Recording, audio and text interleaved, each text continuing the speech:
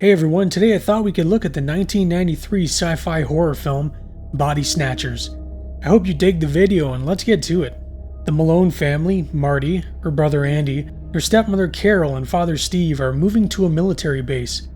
Steve works for the EPA and is going to be conducting tests on the surrounding area because of possible effects due to military actions. The family stops at a gas station to fuel up and Marty needs to use the washroom. She opens the door and a soldier rushes her with a knife. He says she's scared, that's good. He tells her they get you when you sleep. Marty rushes out of the bathroom to her father, telling him there's a psycho in the bathroom. The men all go to check, but when they open the door, there's no one inside. The family arrive at the base and are told to go to Sector C. They reach their new home and Marty walks around checking the place out. She's just your average teen girl and would rather be doing anything else. Marty goes for a walk and is confronted by some soldiers that tell her she can't be here without security clearance. A girl named Jen pulls up in a car blaring some rock music and tells Marty to get in. The two girls introduce themselves to one another and Jen's father, General Platt, runs the base. They go to Jen's house and find her mother passed out drunk. But not everything is what it seems. That night we see soldiers entering a home. The man inside asks them what they want when his wife closes the door. Something is definitely going on. Meanwhile, Andy awakes and goes to his parents saying he had a nightmare. They hear a noise outside and we see a man being taken away by some soldiers. The next day, Stephen is getting some water samples when he's met by a Dr. Collins. Collins asks him if there's anything that could cause psychological effects. He says he has an infirmary full of people afraid to sleep, afraid of their loved ones, their identity. Stephen tells him he's not a psychologist, but nothing he's found has been known to carry symptoms like that. Collins asks him to keep him up to date on his research and leaves. Some soldiers arrive at the Malones to drop off equipment for Stephen. Marty goes upstairs and finds some suspiciously in his bedroom who claim are dropping off boxes. Andy is at his first day of daycare and notices something weird as all the children have done the same painting except for him. He runs away being stopped by a soldier named Tim. Tim brings him home and he's immediately attracted to Marty. He invites her to Top Gun, a local bar and the only one in town. That evening there's a tap on the window. It's Jen and she wants to go out. The ladies arrive at Top Gun and it looks like a really exciting joint. They meet up with Tim and another soldier named Pete. Jen and Pete go play some pool, giving Tim and Marty some time together. Just then some soldiers come in and grab a passed out soldier from the bar. Marty looks and notices one of the men was the one that assaulted her in the bathroom. However, something is off. He acts like he doesn't know her and his behavior is a lot calmer. Tim walks Marty home and they start playing Never Have I Ever. It's revealed Tim shot a man in combat, and I guess this was a turn-on for Marty. But not 20 meters away from this love fest, soldiers are removing pods from a swamp and placing them in the back of a truck. Meanwhile, Andy goes to see his mother and finds her completely dried out like an empty husk.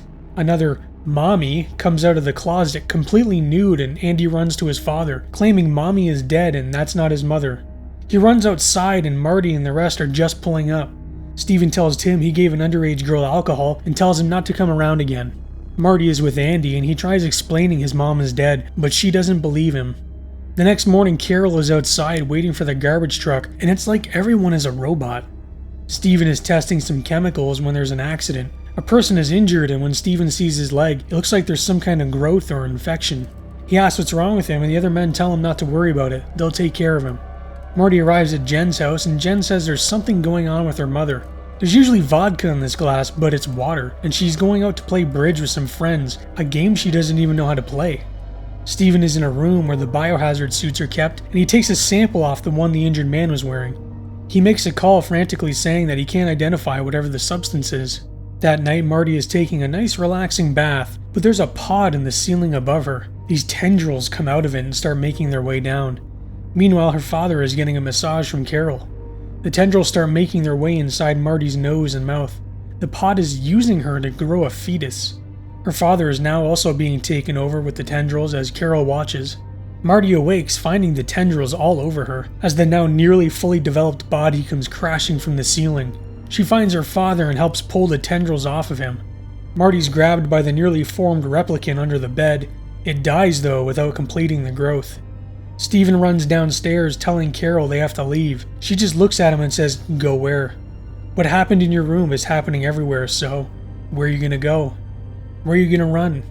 Where are you gonna hide? Nowhere, because there's no one left like you. He tells her to get away from him and his kids, and they run.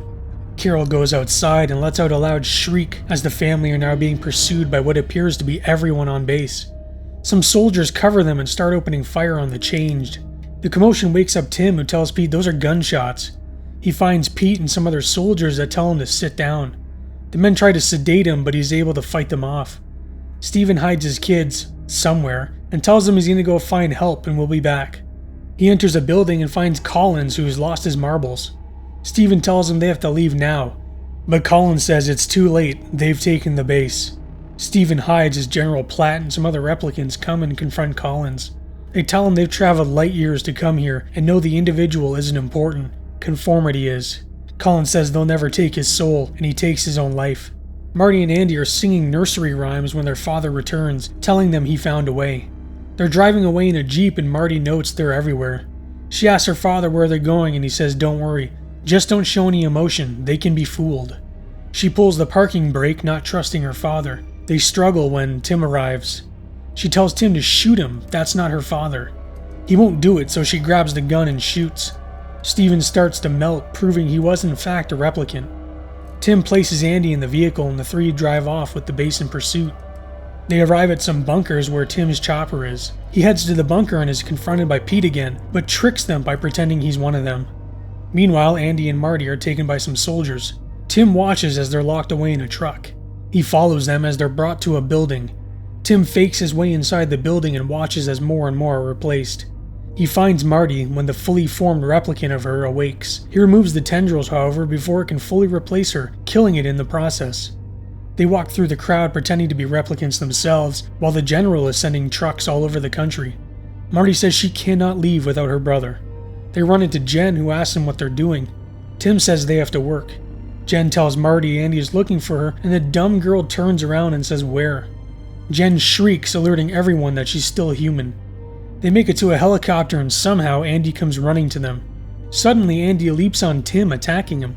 Marty grabs what used to be her brother and just chucks him off the helicopter. The next morning, trucks full of pods drive down a road. Marty and Tim fly above and just start launching rockets at them. They even somehow manage to take out the base. They arrive at another base, but is there really anywhere safe at this point? I hope you enjoyed Body Snatchers. If you've seen the movie, what did you think of it? It's not bad for being the second remake of the classic Invasion of the Body Snatchers. If you enjoyed the video and would like more, then please consider becoming a subscriber, as I put a lot of work into these and would really appreciate it. Thank you all for watching, and take care everyone.